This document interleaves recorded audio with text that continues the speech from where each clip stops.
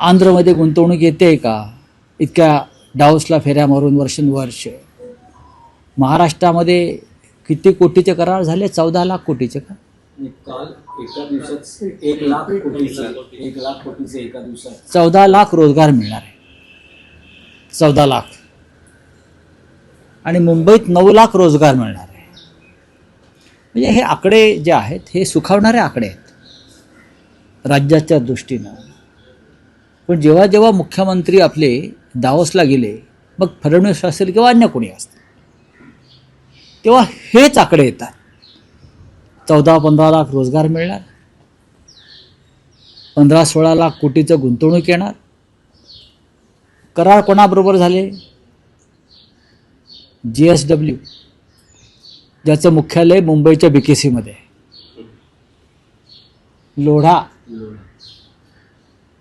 ज्यांचं संपूर्ण हेडक्वार्टर मुंबईमध्ये आहे.